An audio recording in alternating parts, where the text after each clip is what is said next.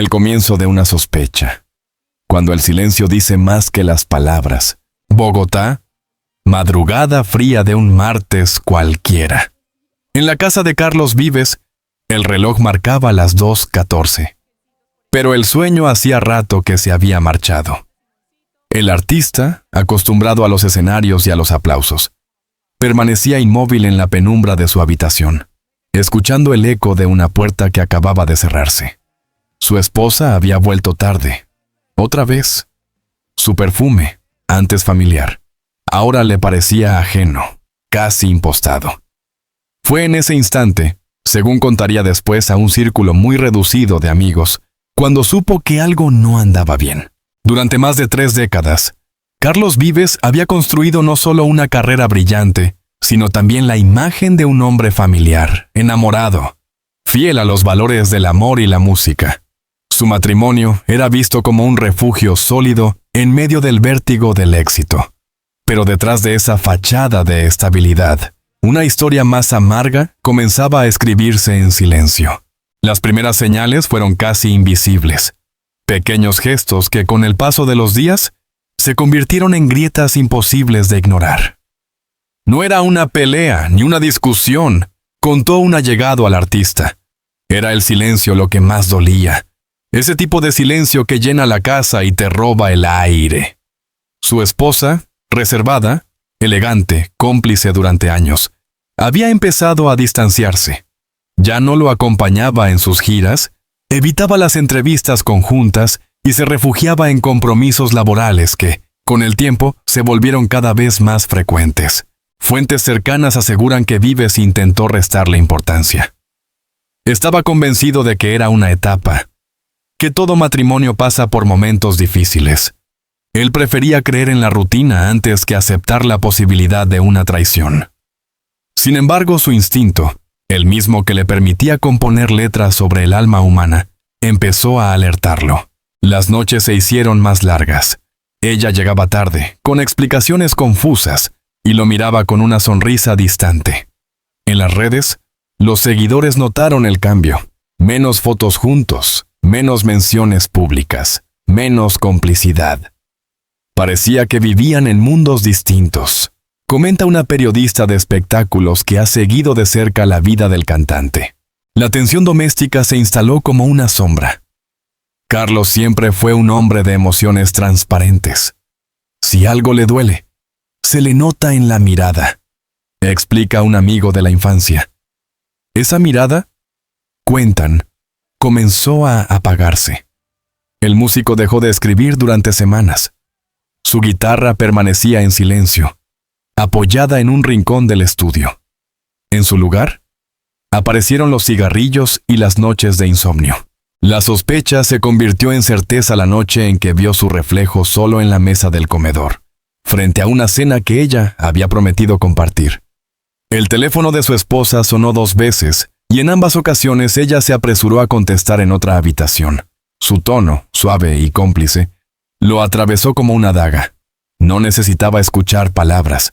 A veces el cuerpo habla más que la voz. De ahí en adelante, nada volvió a ser igual. Carlos empezó a observar los mensajes borrados, las llamadas breves, las excusas repetidas, la distancia física que se volvía emocional. Un patrón inconfundible para cualquiera que haya amado de verdad. Él no quería convertirse en un detective, pero no podía evitarlo. Confiesa una persona de su entorno. Cada detalle parecía confirmar lo que su corazón ya sabía. Pese al dolor, Vives se mantuvo discreto.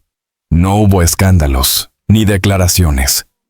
Continuó con sus compromisos profesionales, apareciendo ante cámaras con una serenidad que solo se logra a base de disciplina. Pero en su mirada, los más atentos notaron un matiz distinto.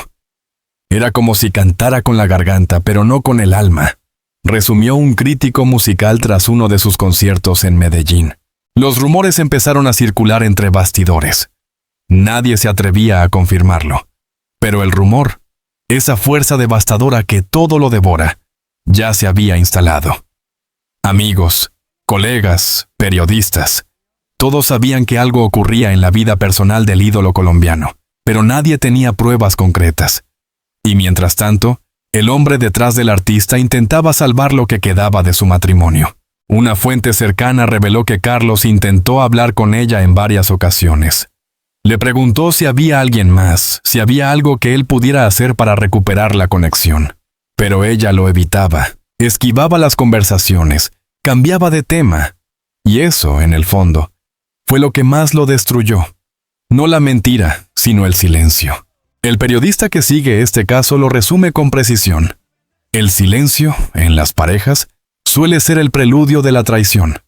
No grita, no golpea, no hiere de inmediato. Pero cala. Corroe y acaba rompiendo incluso los amores más fuertes. En los días siguientes, la distancia entre ambos se volvió abismo. Carlos dormía poco, comía menos, y se refugiaba en el trabajo. Grababa nuevas canciones, pero ninguna lograba escapar de un tono melancólico, casi profético. Los músicos que lo acompañaban sabían que algo estaba mal. No era el Carlos de siempre. Tenía la mirada de quien ha perdido algo que no sabe si podrá recuperar, comenta uno de sus productores. Lo que Carlos Vives aún no sabía era que la historia que había comenzado como una sospecha pronto se convertiría en la herida más profunda de su vida. Y que, como toda gran tragedia, no llegaría con un grito, sino con un beso ajeno, robado en la sombra. La verdad escondida, mensajes prohibidos, encuentros secretos y la revelación devastadora. Era una mañana aparentemente normal en Bogotá. El sol entraba por las persianas del estudio de Carlos Vives, mientras él revisaba los correos pendientes antes de viajar a una presentación en Medellín. Nada hacía presagiar que aquel día cambiaría su vida. Su esposa había dejado su computadora portátil encendida, algo inusual en ella, siempre reservada con su privacidad. Un sonido breve, una notificación, atrajo su atención. Y entonces lo vio. Un mensaje, corto, directo, imposible de malinterpretar. Te extraño. No dejo de pensar en anoche. La sangre le heló. Se quedó inmóvil, observando la pantalla como si lo que tenía delante no pudiera ser real. Pensó que era un error, un malentendido, un mensaje ajeno. Pero el nombre del remitente, un hombre conocido del círculo social de su esposa, borró cualquier esperanza de inocencia. En ese instante, la sospecha se transformó en certeza. La traición, ese fantasma silencioso, había cobrado cuerpo. Fuentes cercanas a la familia aseguran que Carlos guardó silencio durante horas. No rompió nada, no gritó. Se limitó a mirar al vacío, intentando entender en qué momento el amor que había sido su refugio se había convertido en un campo minado. Su reacción fue de shock, no podía asimilarlo. Para él, la fidelidad no era una palabra, era un principio, cuenta un amigo de confianza del artista. Durante las semanas siguientes, Vives comenzó a observar con una precisión casi dolorosa. Revisó llamadas, mensajes, excusas. Cada detalle encajaba en un patrón que ella no podía negar. La mujer que ya había compartido su vida durante años, llevaba meses sosteniendo una doble existencia. Una vida paralela que combinaba cenas discretas, encuentros fugaces y mentiras cuidadosamente construidas. Un colaborador de su entorno reveló que Carlos empezó a notar inconsistencias en los horarios y viajes. Ella decía que tenía reuniones con clientes, pero las fechas no coincidían. En uno de los desplazamientos del cantante, un asistente descubrió que su esposa no estaba donde había dicho que estaría. Fue entonces cuando decidió confirmar por sí mismo. La escena que siguió parece sacada de una película, pero quienes la conocen aseguran que ocurrió tal cual. Una noche, tras un concierto en la capital, Vives pidió a su chofer que no lo llevara a casa. Le pidió discreción absoluta y se dirigió a un restaurante pequeño, en una zona poco transitada. Había recibido información, confirmada por una amiga común, de que su esposa se encontraba allí con un amigo. Lo que vio al llegar marcó el final de una historia. Desde su coche, estacionado a pocos metros, observó cómo ella entraba al local. Estaba distinta, ligera, sonriente, con una serenidad que hacía tiempo no mostraba en casa. A los pocos minutos, Un hombre joven, de unos 40 años, se acercó a la Beas. La abrazó con naturalidad. Ella respondió con un gesto que no dejaba espacio a la duda. Lo besó en los labios, con ternura, con complicidad. Carlos se quedó petrificado, narra la fuente. No gritó, no bajó del coche. Simplemente bajó la mirada. Era como si todo su mundo se desmoronara en cámara lenta. Esa imagen, su esposa besando a otro hombre, quedó grabada en su memoria con la nitidez cruel de un tatuaje. Fue como ver morir una parte de sí mismo. Confió más tarde a un allegado. No por la infidelidad en sí, sino por el engaño prolongado, por los meses de mentiras compartidas bajo el mismo techo. De regreso a casa, el silencio fue su único acompañante. Se encerró en su estudio y permaneció allí toda la noche. No quiso confrontarla aún. No tenía fuerzas ni palabras. Lloró, pero sin lágrimas. Solo respiraba, una y otra vez, como si intentara no quebrarse por completo. Relató una persona que lo vio al día siguiente. En su rostro, la fatiga era el reflejo de una guerra interior sin salida. Durante los días siguientes, la tensión en casa se volvió insoportable. Ella notó su distancia, su mirada perdida, su tono ausente. Pero él no dijo nada. Esperó, observó, y dejó que el peso de la culpa hiciera su trabajo. Los silencios se hicieron más largos. Las conversaciones, más superficiales. Hasta que una tarde, el destino decidió no esperar más. Mientras ella se duchaba, su teléfono vibró. Carlos, con las manos temblorosas, lo tomó. El mensaje era aún más explícito que el anterior. No puedo esperar a verte otra vez. Nadie me hace sentir lo que tú. Fue la confirmación final. Ya no había margen para la duda ni excusas posibles. Cerró los ojos, respiró profundamente y comprendió que la historia de amor que había defendido durante tantos años acababa de morir. No con una pelea, no con una traición violenta, sino con la frialdad metódica de una mentira sostenida. La prensa, aún ajena a los detalles, empezaba a notar el cambio. En sus últimas apariciones, Vives se mostraba distante, introspectivo, con una tristeza que ningún maquillaje ni sonrisa podían ocultar. Su voz tenía un tono distinto, más melancólico, más humano, escribió un crítico cultural. Era como si estuviera cantando para sanar una herida invisible. Los amigos cercanos sabían lo que ocurría, pero nadie se atrevía a hablar. Carlos, fiel a su discreción, no quería escándalos. Quería entender, procesar, sobrevivir. Pero dentro de él, la herida seguía abierta. El hombre que había cantado al amor, a la vida, a la esperanza, ahora enfrentaba su mayor contradicción. Vivir con la certeza de haber sido traicionado por la persona que más amaba. Esa noche, escribió en un papel una frase que más tarde incluiría en una de sus canciones inéditas. El amor no muere cuando te dejan de amar. Muere cuando descubres que te mentían mientras te miraban a los ojos. El enfrentamiento final. Lágrimas, confesiones y un matrimonio que se derrumba. El amanecer de aquel domingo marcó el principio del fin. Tras días de insomnio y silencio, Carlos Vives tomó una decisión que venía postergando desde hacía semanas. Confrontar a su esposa. Lo había visto todo, lo sabía todo, pero todavía necesitaba escuchar su voz, esa voz que durante años le había dicho, «Te amo», sin temblar. Relata una fuente cercana al artista. Necesitaba entender si quedaba algo que salvar, o si ya no quedaba nada. Esa mañana, el cantante se levantó antes del alba. No hubo café, ni música, ni rutina, solo un hombre y su herida. Se sentó en el comedor, esperando. Ella bajó poco después, aún adormecida, sorprendida al verlo tan temprano.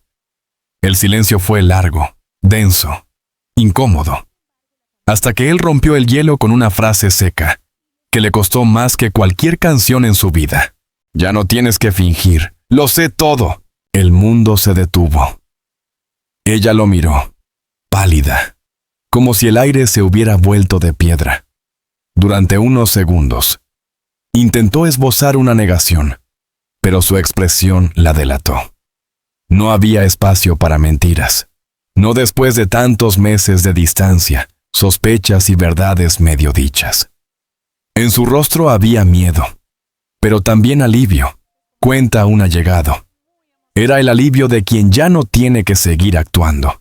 Carlos le habló con una calma que dolía más que un grito. Le relató lo que había descubierto: los mensajes, las llamadas, el beso en aquel restaurante.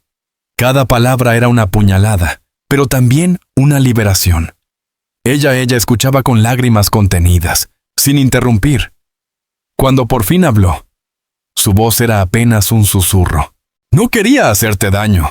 Todo se me fue de las manos. El cantante bajó la mirada. ¿No querías hacerme daño?, repitió, casi para sí mismo.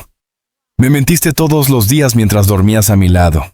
¿Cómo se llama eso, si no es hacer daño? La conversación se extendió durante horas. Ella confesó que la relación con aquel hombre había comenzado como una amistad, que se sintió sola, desplazada, cansada del ritmo de su vida junto a un artista siempre en movimiento, que en un momento de debilidad cruzó una línea que ya no supo desandar. Fue un error. Repitió una y otra vez, mientras las lágrimas le corrían por el rostro.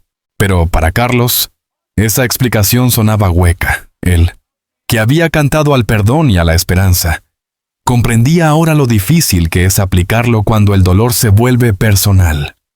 No sé si puedo perdonarte, dijo con voz quebrada. No por orgullo, sino porque ya no sé quién eres. Fuentes cercanas aseguran que esa mañana, después de horas de diálogo, llegó el silencio más devastador. No hubo insultos, ni escenas, solo un acuerdo tácito, el final. Ella hizo las maletas en silencio, sin mirar atrás. Antes de salir, se acercó al estudio donde tantas veces lo había visto componer.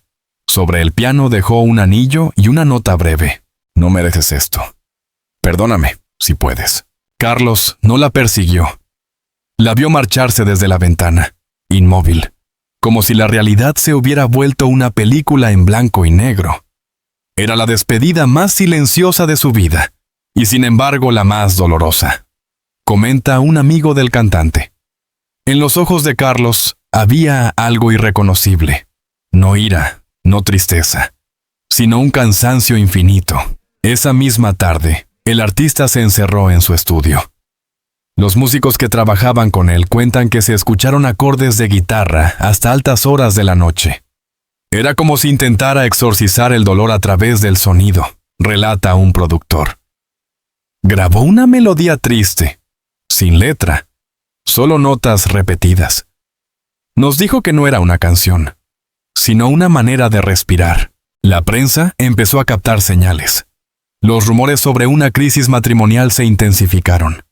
Vives, fiel a su discreción, no dio declaraciones, pero su entorno confirmó lo que muchos ya sospechaban. La separación era un hecho.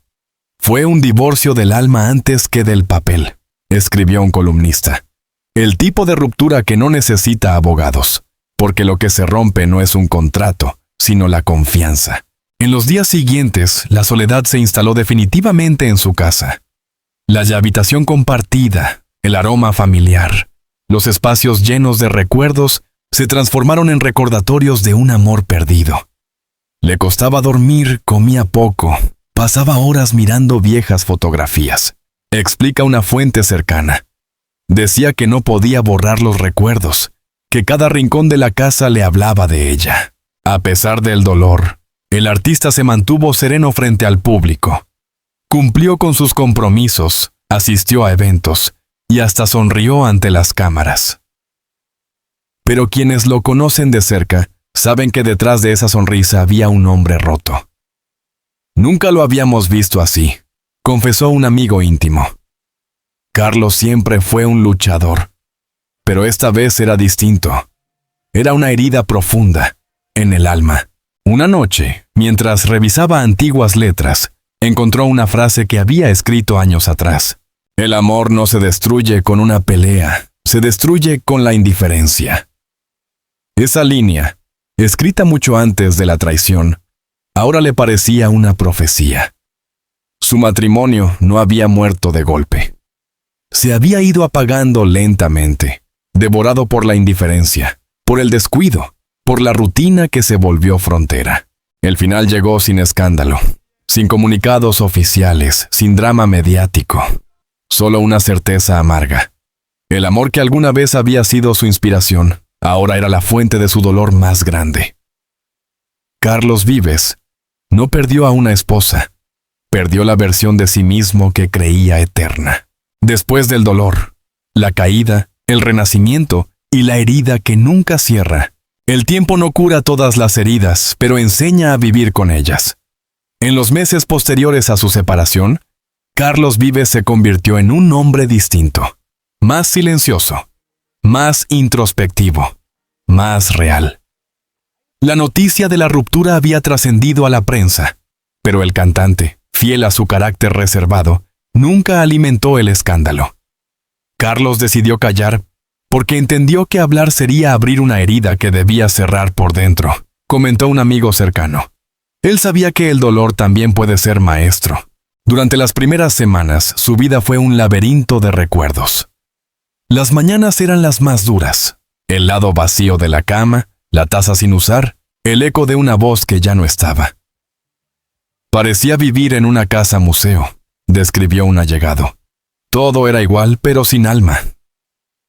Intentó refugiarse en el trabajo, pero la música, su medicina de siempre, al principio no funcionaba. Cada acorde le recordaba un momento perdido, cada letra sonaba como una súplica. Fue entonces cuando decidió alejarse del ruido. Viajó solo a Santa Marta, su refugio espiritual. Allí, frente al mar Caribe, buscó respuestas en el silencio.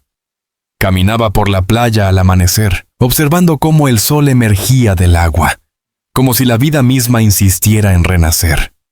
No buscaba inspiración, buscaba paz, diría después en una entrevista.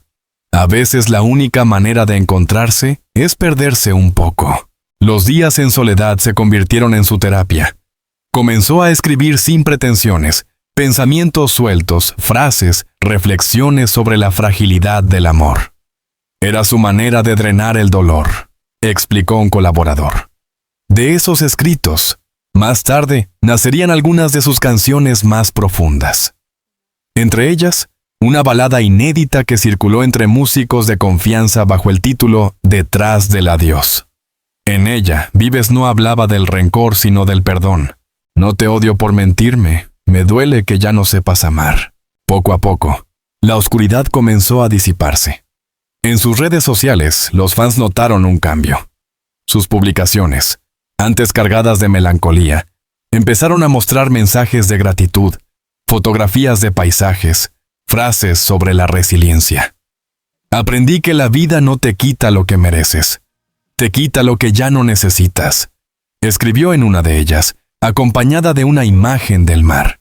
La industria musical, atenta a su transformación, lo recibió de nuevo con los brazos abiertos. En su regreso al estudio, Vives parecía otro hombre. Tenía una mirada más serena, más madura, relató uno de sus productores.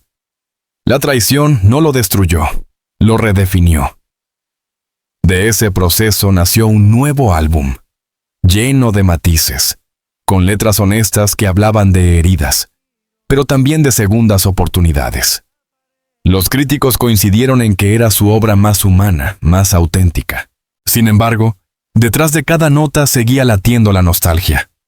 El dolor no desaparece, solo se transforma, confesó él mismo. Uno aprende a cantarlo sin que duela tanto. En entrevistas posteriores, el artista evitó mencionar nombres o detalles, pero admitió que aquella experiencia lo había obligado a mirar dentro de sí. La infidelidad no solo te rompe el corazón, te rompe la identidad. Pero cuando recoges los pedazos, descubres una versión de ti que no sabías que existía. Amigos cercanos aseguran que el proceso de sanación fue largo. Carlos no volvió a ser el mismo, pero eso no es malo. Dejó de idealizar el amor, empezó a vivirlo con más verdad. Su círculo íntimo lo vio reír de nuevo, retomar proyectos, acercarse más a sus hijos y familiares. La música le devolvió el pulso, explicó uno de ellos. Pero esta vez no cantaba para gustar, cantaba para curarse. El público, por su parte, lo acompañó. En los conciertos siguientes, los aplausos eran más cálidos, más cómplices. Muchos sabían lo que había pasado, y lo admiraban por no convertir su dolor en espectáculo. En medio del escenario, frente a miles de personas, Vives dijo una noche una frase que quedó grabada en los titulares. Perder no siempre es un fracaso, a veces es la forma más honesta de volver a empezar. El renacimiento artístico coincidió con una renovación personal. Empezó a practicar meditación, a dedicar tiempo a actividades que antes postergaba. La lectura, la naturaleza, los amigos de toda la vida. Aprendió a disfrutar del silencio que antes temía, dijo una persona cercana. Ese silencio ya no dolía. Ahora lo protegía. Pese a su aparente calma, quienes lo conocen aseguran que hay heridas que nunca cerraron del todo. Cuando se menciona el tema del amor, se le nota una sombra en la mirada. Confiesa un periodista que lo entrevistó recientemente. No es tristeza, es memoria. En el fondo, Carlos Vives aprendió a convivir con su pasado sin dejar que lo defina. Hoy, años después, su vida se mueve en equilibrio. No ha negado la posibilidad de volver a amar, pero lo hace sin prisa, con prudencia. El amor no me asusta, dijo en una entrevista. Solo aprendí a no confundir el amor con la necesidad de no estar solo. En su último concierto en Bogotá, ante un público que lo ovacionaba, el artista se detuvo un instante antes de cantar una nueva canción. Miró hacia el cielo, respiró profundamente y dijo: «Gracias a la vida, incluso por el dolor, porque sin él no sabría cuánto valen las cosas que aún conservo». El público lo aplaudió de pie, y aunque la herida sigue ahí, como una cicatriz que no se borra, el hombre que alguna vez cayó derrotado encontró en su propio sufrimiento la melodía más poderosa de todas, la del renacimiento.